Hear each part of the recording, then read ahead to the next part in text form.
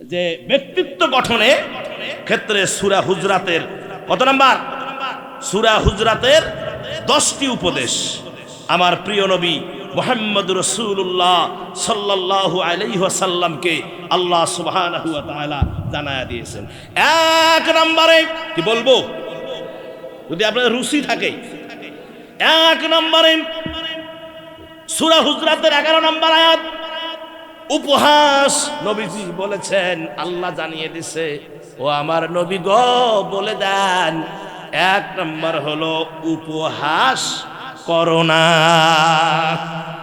উপদেশ দিয়েছেন আল্লাহ, খবরদার উপহাস কাউকে দেখে করো না। তুমি আজকে যারা থেকে উপহাস করছো, একদিন তুমি উপহাসের পাত্র হবা। কথা কোন ঠিক কিনা?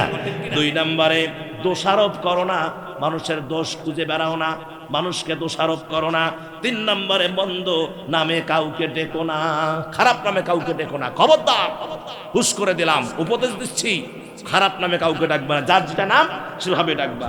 4 নম্বরে পশ্চাতে নিন্দা করো না, কারো পিছনে নিন্দা করো না, এটা বড় খারাপ জিনিস। 5 নম্বরে সন্দেহ করা থেকে তোমরা বিরত থাকো, সন্দেহ করা থেকে বিরত থাকো, কাউকে সন্দেহ করো না। 6 নম্বরে ধারণা করা থেকে বিরত থাকো, ধারণা করো না, ধারণা করা যাবে না, ধারণার থেকে বিরত থাকো। 7 নম্বরে গোপনীয় বিষয়ে, কোনো ব্যক্তির কারো গোপনীয় বিষয়ে সন্ধান করো না, গোপনীয় বিষয়ের সন্ধান করো না। তুমি দুনিয়ার জমিনে কারো যদি একটা দোষ গোপন রাখো, আমি আল্লাহ কিয়ামতের ময়দানে তোমার বড় দোষ গোপন রাখবো। এজন্য কারো দোষ গোপন তোমরা কি সন্ধান করো না। ফাসিকের কথা, যারা ফাসিক, এদের কথা যাচাই করা ছাড়া বিশ্বাস করো না, তার কারণ তোমাকে বিপদে ফেলাতে পারে। যাচাই বাছাই করে তারপরে বিশ্বাস করবা। তারপরে আসেন আল্লাহর নবীকে আল্লাহ পাক জানিয়ে দিয়েছেন 9 নম্বরে সর্বাবস্থায় ইনসাফ করবা, ইনসাফ করবা, ইনসাফ করবা। লোভে পড়ে কাউরে বিরুদ্ধে তুমি কি করো না, অইনসাফ করিও না। কেন আজকে বাংলাদেশে আজ ইনসাফ না থাকার কারণে আমরা অনেক কলিজার টুকরাকে হারিয়ে ফেলেছি। তোমরা হয়তো মনে করেছো পার পেয়ে যাবা, না, প্রত্যেকটা শহীদের বিচার এই বাংলার জমিনে হবে, এবং তার আগে যদি মরে যাও কবরে বিচার হবে, ছেড়ে দেওয়া হবে না। 10 নম্বরে বিবাদমান, 2 দলের মধ্যে কেসাল লাগছে, মারামারি ফাটাফাটি, এই 2 দলের মধ্যে যে ঝামেলা, এইটা ন্যায় পরায়ণতার সাথে ন্যায় পন্থায় এটা মীমাংসা করো। আল্লাহ পাক উপদেশ দিচ্ছেন, 2টা বিবাদমান মানে পরিস্থিতির মধ্যে, পক্ষের মধ্যে, ঝামেলার মধ্যে তোমরা ন্যায় পরায়ণতা অবলম্বন করো, ন্যায়ভাবে সেটা মীমাংসা করে দাও, টাকার লোভে মীমাংসা করিও না। আমার প্রিয় নবী বলেছেন যে আয়েশা, তায়েফের ময়দানে কাফেরেরা আমার এত মার মেরেছে, জুতা খোলে না ও আয়েশা রে। শুধু তাই নয় আয়েশা, তুমি কি শুনবা, আমি তিন নবী, মা নাই, বাবা নাই, আমার দাদা নাই, দাদি নাই, না আমার চাচা ছিল, আমারে অনেক আদর করেছে, চাচাও মরে গেছে, কেউ নাই। আবু জেহেল আছে, তাও দুঃসম্পর্কের চাচা, নিজের চাচা নয় বলে আমারে অনেক কষ্ট দেয়। ও আয়েশা রে, এই তাইফের ময়দানে আমি যখন মার খেতে খেতে বেহুশ হয়ে 3 বার পড়ে গেলাম, হুট যখন হলো, জায়েদকে বললাম, জায়েদ রে, ও জায়েদ রে, এখন কোন সময়? জায়েদ বলো, নবী গো, এখন আসরের নামাজের সময়। নবীজি আসরের নামাজ পড়ে নিলেন, আর যখন হাঁটতেছেন, জায়েদ চল, এই তায়েফের ময়দানে থাকা যাবে না। বুক ভরা আশা নিয়ে তায়েফের ময়দানে এসেছিলাম, তারা ইসলাম কবুল করবে। ইসলাম কবুল করা তো দূরের কথা, আমারে মারার ষড়যন্ত্র করে। দেখো জায়েদ রে, আমি মুহাম্মাদের দেহ ফেটে রক্তে রঞ্জিত হয়েছি। আমার নবীজি হাঁটতেছেন, কাফেররা দেখলো মুহাম্মদ হাঁটে, এই জন্য আয়েশা তারা আমার পিছনে তাদের পোশাক কুত্তাগুলো লেলিয়ে দিল, কুকুরের গলার দড়ি ছেড়ে দিল, আর বলল কুকুরেরা ওই যে দেখ এক পাগল যায়, ওরে ছিঁড়ে ছিঁড়ে শেষ করে দে। এ আয়েশা, আমি যখন হাঁটতেছিলাম তায়েফের জমিনে কুকুরগুলো বড় বড় আওয়াজ করে করে আমার পিছনে আসা শুরু করলো। আমি নবী, তিম নবী, আমার সাথে জায়েদ ছাড়া আর কেউ নাই, আমি তো সামলাতে পারি না। আসমানের দিকে মাথাটা মুখটা উঠালাম, তারপরে যখন আমি কুকুরদের দিকে ঘুরে তাকালাম, আমি লক্ষ্য করে দেখলাম ওই কুকুরগুলো তাদের সামনের পা বালুর ভিতরে ঢুকায়া দিয়া আমি নবীর দিকে এক দৃষ্টিতে তাকায়া আছে। আমি দেখতে পেলাম কুকুরদের চোখের কোণা দিয়ে ঝরঝরে পানি ঝরে। আমি বললাম, কুকুরেরা তোমরা কেন আমারে ছিঁড়ে ছিঁড়ে খাও না? কুকুরদের জবান খুলে গেছে। কুকুরেরা বলে, নবী গো, আমরা জানতাম না আপনার চেহারায় এত নূর বিরাজ করে গো নবী। ইয়া নবী আল্লাহ, আমরা জানতাম না আপনি আখিরি জামানার নবী। ইয়া নবী আল্লাহ, যদি আমরা জানতাম আপনি আখিরি জামানার নবী, কাফেরেরা আমাদের মারতে মারতে, মনিবেরা আমাদের মারতে মারতে শেষ করে দিত গো নবী, একটা কদম সামনের দিকে অগ্রসর হতাম না। ইয়া নবী আল্লাহ, বুঝি নাই বিধায় আপনার পিছনে এসেছি, মাফ চাই গো নবী। এ মুসলমানেরা, কাফের মুসলমানেরা, কুকুরেরা নবীকে চিনল, কিন্তু কপাল পোড়া মুসলমান নবীরে চিনল না। আজকে নবীকে গালি দেয়, ঠিক কিনা? নবীকে নিয়ে ব্যঙ্গোক্তি করে, কটূক্তি করে, আবার নবীকে কি নারী লিপ্সু বলে, সন্ত্রাস বলে গালি দেয়। আরে বেটা, এই মোহাম্মদ খান একটা যুবককে বলছে, এই যুবক, 40 বছরের বুড়ি দিয়ে তোরে বিয়ে দিব, কি রাজি? ওই যুবক শোনার সাথে সাথেই ওই 3 মাস বাড়ি আসবে না, তাবলিগ যাবি। কথা কয় না? হ্যাঁ, এই কথা শোনার সাথে সাথে ওই 3 মাসের জন্য তাবলিগে চলে যাবে। বাবা, এই এলাকায় এখন থাকা যাবে না, আগে বিভিন্ন জায়গায় এখন তাবলিগ করি, ঘুরি ঘুরি আসি, আগে তারপরে ঠান্ডা হোক পরিস্থিতি, ওই বুড়ির বিয়ে হোক, তারপরে বাড়িতে আসবো। আমার নবী যদি নারী লিপ্সু হয়ে থাকে, তাহলে আপনি বলেন, নবীর বয়স 25 বছর আর খাদিজার বয়স 40 বছর, আমার নবী খাদিজাকে, এই 40 বছর বয়সী বুড়িকে আমার নবী বিবাহ করতেন না। কথা বলেন? এটাই বুঝিয়ে দিয়েছে আমার নবী নারী লিপ্সু নয়, নবী বিবাহ করেছেন ইশারা আল্লাহর, আর ইসলামের কল্যাণ মঙ্গল দিন জমিনে কায়েম হবে, এই জন্য হুজুর যতটা বিয়া করেছেন আল্লাহর ইশারায় করেছেন, ইসলামের মঙ্গলের জন্য করেছেন। সুবহানাল্লাহ কয় না? আমার ভাইয়েরা, বিদায় যুবকেরা, এই যে 2টা পা ধরলাম রে যুবক, তুমি যদি বলো যে হুজুর আমার পা 2টা ধরো, একটু টিভি টুবি দাও, কাল থেকে নামাজ পড়ো, আমি রাজি আছি বাবা। এ যুবক রে, 2টা পা ধরলাম, খবরদার নামাজটা ছেড়ে দিবি না, যা করতে বলবি তাই করব, কিন্তু যুবকরে নামাজি হয়ে যা।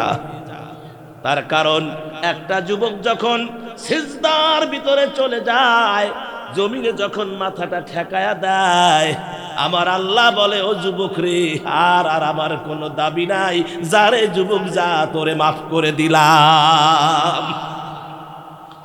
একটা যুবক যখন সিজদায় চলে যায়, ওই সিজদাটা নবীদের সিজদার মতো হয়ে যায়। নবীদের দাম বেশি না আখেরি জামানার নবীর উম্মতের দাম বেশি? এটা আগে ক্লিয়ার হন। কার দাম বেশি? আখেরি জামানার নবীর একজন খাঁটি উম্মতের দাম অন্যান্য নবীদের চেয়ে অনেক বেশি। সুবহানাল্লাহ কয় না? জোরে কোন? আল্লাহর নবী মুহাম্মদ রাসূলুল্লাহ সাল্লাল্লাহু আলাইহি ওয়াসাল্লাম একদিন ওমরের প্রশংসা করতে গিয়ে যখন ওমরের প্রশংসা করলেন, হায় হায়, ওমর ছিল জিরো, হইল হিরো, আর ওমর নবী হওয়ার যোগ্য।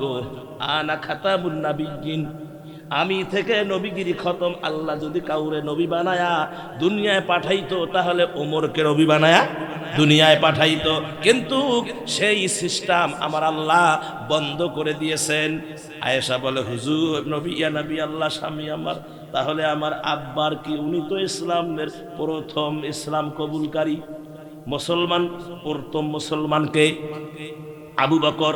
কথা কন না কেন? বয়স্কদের মধ্যে কি আবু বকর প্রথম ইসলাম কবুল করছেন। আয়েশা এর মনটা একটু ভার ভার, আমার বাবা কি সাথী হুজুরের, আমার স্বামীর প্রথম মুসলমান, একসাথে কত করছে।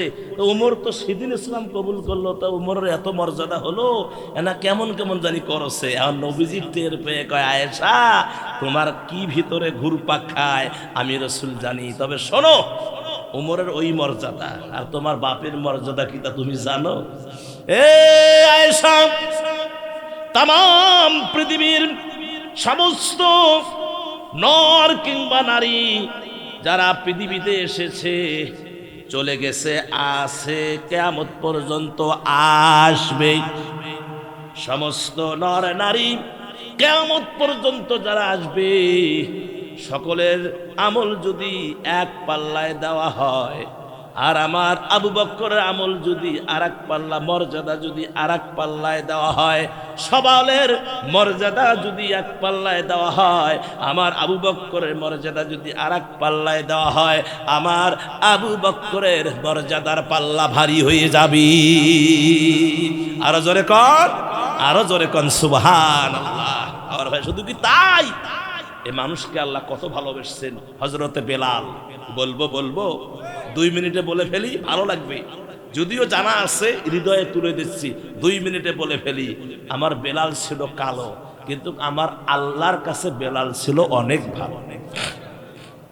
বেলাল আজান দেয় না, সূর্য ওঠে না। কথা কন, সূর্য ওঠে না, ফজরের জামাত খাড়া হয়ে গেল। নবীজি দেখলেন প্রতিদিন যে সময় ফজরের নামাজ পড়ি ওই সময় চলে যায়, কিন্তু ফজরের নামাজের যে পিরিয়ডটা পার হয়ে যাচ্ছে, কিন্তু আমার ভাইয়েরা সকালের নাসিমা, এই প্রভাত হচ্ছে না, সূর্য ওঠে না। নবীজির চেহারা রং চেঞ্জ হয়ে গেল। নবীজি চিন্তিত, মনে হয় আজকে কিয়ামত হয়ে যাবে। এমন সময় জিবরাইল আসলেন, এসে বললেন, নবী আল্লাহ। হুজুর তো জিবরাইলের দিকে তাকায় আছে, খবর কি? কয়, হুজুর ফজরের আজান কেন হইল না আজকে? কথা কয় না কে? হ্যাঁ, ফজরের কি হয় নাই? আজান হয় নাই।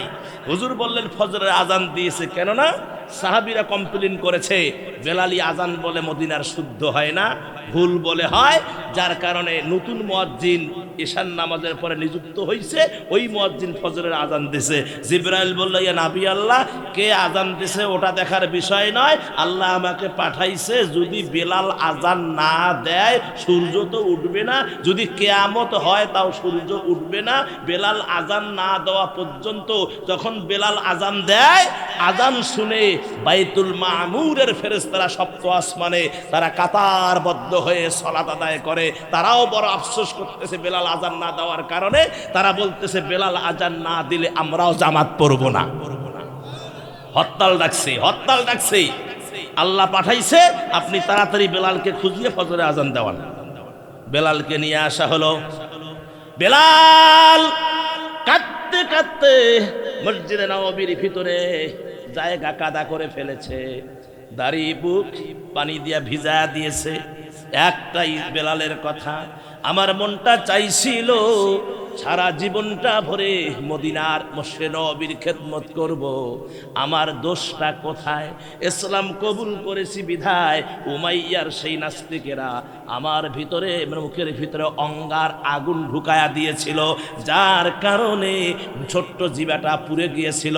এই জন্য আশের জায়গাত আস হতো, আশহাদু আল্লাহ, এ জায়গায় আশহাদু আল্লাহ হতো। এই জন্য সাহাবারা কমপ্লেন করেছে, নবীজি আমাকে মসজিদে মন্দির থেকে বাতিল করে দিয়েছে, একরামা আজান দিয়েছে। ও মুসলমানেরা, আল্লাহর নবী বেলালকে নিয়ে বেলালকে ডাক দিলেন। বেলাল চলে আসলো, বেলালকে বুকের সঙ্গে জড়িয়ে নিয়ে বলল, ও বাপ বেলাল রে, আজান দে। তোর আজানের জন্য ফজরের রক্ত অসুক্ষমান, তোর আজানের জন্য বাইতুল মামুরের ফেরেশতারা দণ্ডায়মান। ও বেলাল আজান দে বাপ। বেলাল আজান দিল, জামাত হলো, সূর্য উদয় হয়ে গেল। জোরে কোন সুবহানাল্লাহ। তাহলে আমার ভাইয়েরা, মর্যাদা মানুষের আছে না নাই? আর জোরে কোন আছে না নাই? ও মুসলমানেরা, এই জন্য নামাজ সঠিকভাবে আদায় করতে হবে। নামাজের মধ্যে গিয়ে এই কুদা কুদি, পাও তোলা তুলি, এটাকে গালা ফুটায়, নামাজের মধ্যে যায় এরকম গালা ফুটে। এই যে রমজান আসতেছে না, খেলা দেখেন কারে কয়।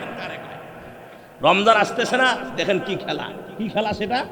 রমজানে এই মুছে দেন, এটা টিস্যু, এটা টিস্যু। রমজানে তারাবির নামাজ পড়ে, আমরা তো ওই যে ভাইও আবার সারও মাঝে মাঝে নামাজ পড়ে, তারাবির নামাজ পড়ে। কিছু লোক আছে এই যে নিয়ত বানছে, এই যে বারবার ঘরের দিকে দেখে।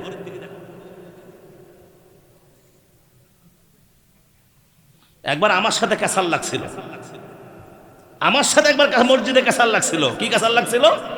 আমার ভাইয়েরা, উনি ঘরের দিকে দেখে বেতন নামাজ পড়াছি আমি, খালি 3 মিনিট পার হয়েছে। হ্যাঁ ভাই, শেষের নামাজটা বেতে না ভালো করে পড়া লাগে না, কত কথা কন না। হ্যাঁ 3 মিনিট পার হয়েছে, আমাকে ধরি ফেলাইছে। হ্যাঁ আপনি নামাজ দেরি করেন কে? আমি বললাম যে আমার নামাজ দেরি, কাল থেকে আপনি পড়ান। হ্যাঁ আমি পড়াবো কেন?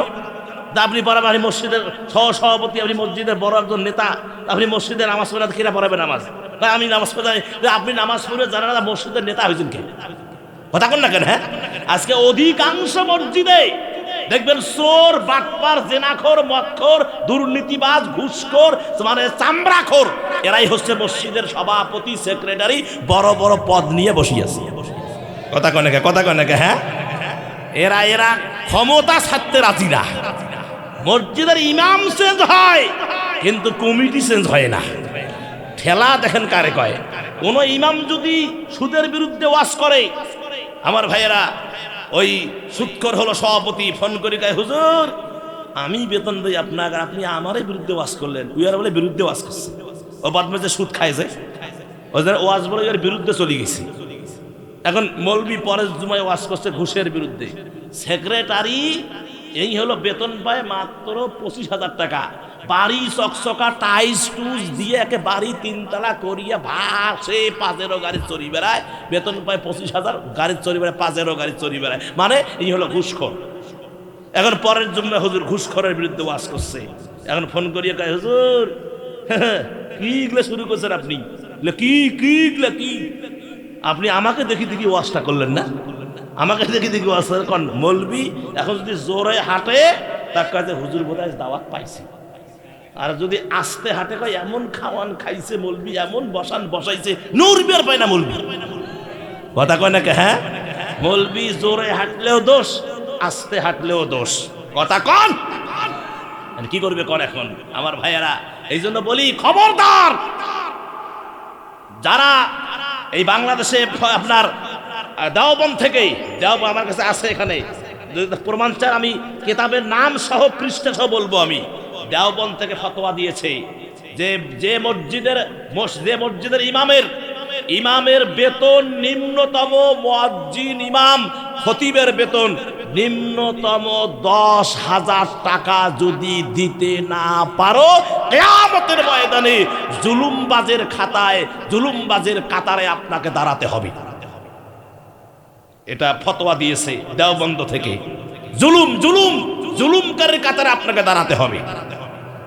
আপনি 10,000 টাকা দিতে না পারেন তো পথ ধরিয়ে আছেন কে?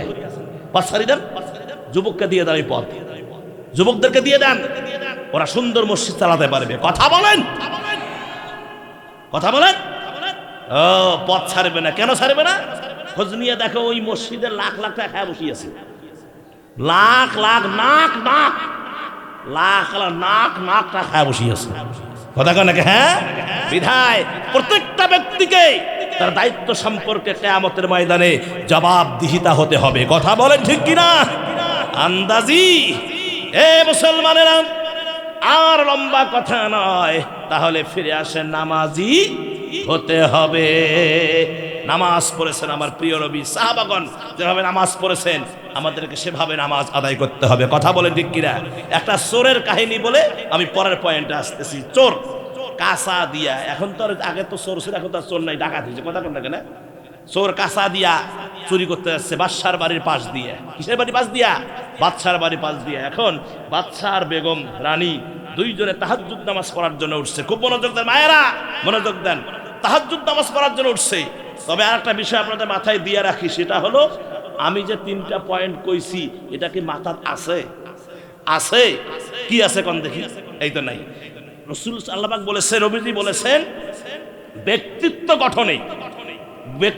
গঠনের ক্ষেত্রে, নিজের চরিত্র গঠনের ক্ষেত্রে সূরা হুজরাতের 10টি উপদেশ শুনলে আপনাদের মাথা খারাপ হবে। কি মাথা যদি খারাপ হয় বলবো নাকি? মাথা যদি খারাপ হয় হবে নাকি? হ্যাঁ, আচ্ছা ঠিক আছে। আর 2 নম্বরে শয়তানের 6টি দুর্বলতা। 3 নম্বরে মানুষ গরিব হয় স্ত্রীর 4টা কাজে। সোনার চাঁদেরা আছেন তো বসি, কি কি কাজ করলে আপনার স্বামী সংসার গরিব হয় শুনিয়ে তারপরে বাড়ি যাবেন। খেলা হবে আজ। এই এটা কি ওই ভারতের বক্তা লাগে? কোন এই ভারতের বক্তা লাগে? ওই 80,000 টাকা দামের ডেমনের বক্তার দরকার আছে? আমরা কি ওয়াজ জানি না? কথা কয় না, আমরা কি ওয়াজ জানি না? আমার ভাইয়েরা, আমি কি এগুলা বানায়া কইতেছি? কোরআন সুন্নাহ হাদিস থেকে বলতেছি। কথা বলেন আমার সম্মানিত মুসলমানেরা।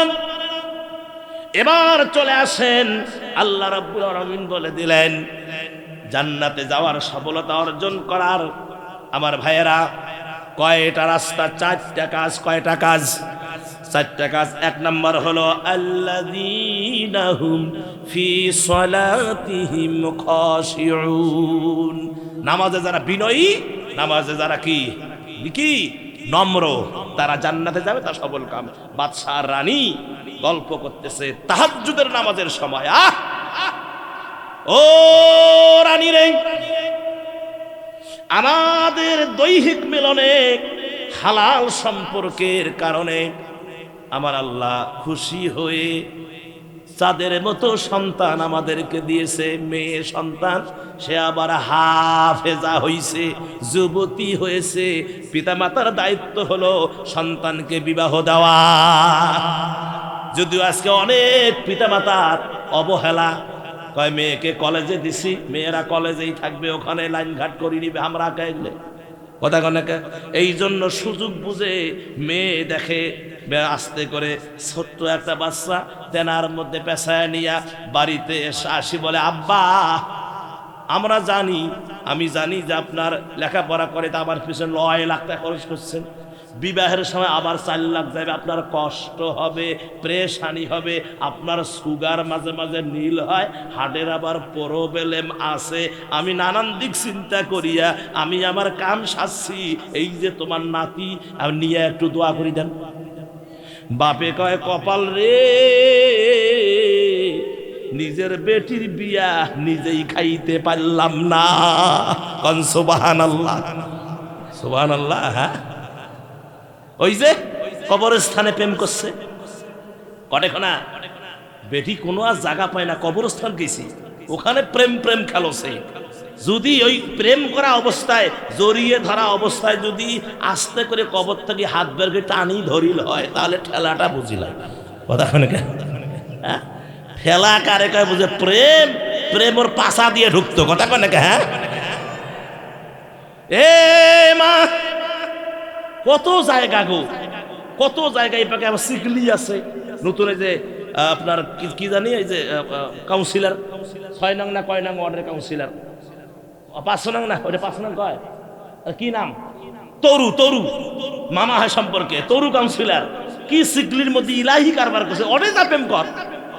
তারপরে হনুমান তোলায় আবার চিড়িয়াখানা আছে, ওখানে যা প্রেম কর, বাদাম খা। দেখবেন যা গাছের গোড়াত বসছে, বসিয়ে ওই বাদাম খুলি ওর মুখত দেয়, এই ফির ইয়ার মুখত দেয় খুলি খুলি। তা আমি কই, ওই শয়তানেরা, যার যার বাদাম তাই তাই খাও। স্যার, যার যার বাদাম তাই তাই খাও, এর বাদাম ও খায়, ওর বাদাম এগুলো কথা। হ্যাঁ, শয়তানেরা আমার ভাইয়েরা। তারপরে রোকেয়া ভার্সিটি আছে, ওর ওর অনেক জায়গা আছে, ওখানে যা, কারমাইকেল কলেজে যা, আর কোনো জায়গা পাই নাই। ও এখন গেছে কোথায়? কবরস্থানে। হায় রে কপাল রে, একটা পবিত্র জায়গা কবরস্থান, এই পবিত্র জায়গা ভালোবাসা নাপাক করার জন্য গেছে। এগুলো জুতা পিটা করা দরকার। কথা বলে ঠিক কিনা? কি পিটা? এদেরকে জুতা পিটা করা দরকার। আজকের আপডেট খবর নেন, ফেসবুকে আসছে, ইউটিউবে আসছে, হয়তো কালকে পেপারে পাবেন। চাচাতো ভাই আর চাচাতো বোন, এরা 5 বছর থেকে আপনাদের ভাষায় কয় রিলেশন না ভালোবাসা কয়। কেউ রিলেশন কয়, কেউ ভালোবাসা কয়, কেউ কয় আপনার প্রেম করেছে, প্রেম করেছে। এই যে রিলেশন, ভালোবাসা, প্রেম করেছে 5 বছর, পরিবার লোকেরা জানে কিন্তু মানি নেয় নাই। তো ওই ছেলে পরিবারের পক্ষ থেকে অন্য জায়গায় মেয়ে ঠিক করে বিবাহ দিবে, 5 দিন তারিখ ঠিক হয়ে গেছে। ও বরে সুসজ্জিত, লম্বা টুপি, জরির মালা, কি তার এরকম এরকম বাঁকা আগাল বাঁকা জুতে, তারপরে পায়জামা কি টান শান করে ওরা যাচ্ছে। এখন যা আপনার মাইক্রো চর্বি। এই যে চাচা তো বোন যে 5 বছর প্রেম, ও এখন লাভ দিয়ে শিখায়, কই যাও পিছলা ঘুঘু, কই যাও? প্রেম করবা আমার সাথে, ভোগ করবা আমাকে, আর অন্যের মেয়েকে নিয়ে তুমি ফুর্তি করবা, হতে দিব না। পাঁজা করি ধরছে, এত টানে খোলে না। আমার ভাইয়েরা, চলছে সংগ্রাম, চলছে সংগ্রাম। এগুলো সমাজে হচ্ছে, কথা কন না কেন? এগুলো সমাজে হচ্ছে। তা আমি কমেন্টে লিখছি, এই 2টারে ধইরে বিয়ে পরে দাও। কে আমি কি খারাপ কথা লিখছি? কমেন্টে যে যার চোখে ধরা পড়বে খালি লিখবেন যে বিবাহ পড়ায়া দাও। কেননা 5 বছরের একটা প্রেম আছে না নাই? আছে না? দরকার করে কোন সবার জীবনে প্রেম আসে, তাই তো সবাই ভালোবাসে। প্রথম যারে লাগে ভালো, যায় না ভোলা কভু তারে। সবার জীবনে প্রেম আসে। কথা কনে কে? যাকে আগে ভালোবাসবেন তার মতো শান্তি কেউ দিতে পারে না। তাকে যাকে আগে ভালোবাসবেন, আমি আসলে এটা বলতে চাইছিলাম না আমার ভাইয়েরা। প্রথম ভালোবাসাটাই এটা গর্জিয়াস ভালোবাসা। বিধায় আমার ভাইয়েরা, এগুলো আমাদেরকে দেখতে হবে। কেননা এই ভালোবাসা আমাদের কারণে সুযোগ পাইছি। প্রথম থেকেই যদি আমরা বাধা দিতাম তাহলে কিন্তু এই সুযোগ পেত না। এটা আমাদের অভিভাবকের দুর্বলতার কারণে এটা হয়েছে। কথা বলে ঠিক কিনা আমার ভাইয়েরা? আজ থেকে মহব্বত হয় চন্দ্রবোধা মহব্বত খায়ের মা বোনেরা এবং অভিভাবক যারা আছেন, মেয়েদেরকে সামলান, ছেলেদেরকে সামলান। এদের ভালোবাসা খতিয়ে দেখেন, যে কার সাথে ঘরে কোথায় গিয়ে রাত কাটায়, এগুলোকে দেখেন। না হলে কিন্তু একদিন পস্তাতে হবে। কথা বলে ঠিক কিনা? কি করতে হবে? পস্তাতে হবে। আমার ভাইয়েরা, পরামর্শ চলছে। রাত তখন অনেক হয়ে গেছে, তাহাজ্জুদের রক্ত শুরু হয়ে গেছে। বাচ্চা বলতেছে, রানী শোনো, আমার এই কলিজার টুকরা সন্তানকে আমি বিবাহ দিব, কিন্তু কোথায় দেই গো? চরিত্র তো আমার খুব জানা আছে। বাচ্চার ছেলে, জমিদারের ছেলের চরিত্র আমার কিন্তু জানা কম নাই। আমার মেয়েটাকে তো যাকে তাকে আমি দিতে পারি না। সে যদি গরিব হয়, চরিত্র যদি ভালো হয়, তারে দিব।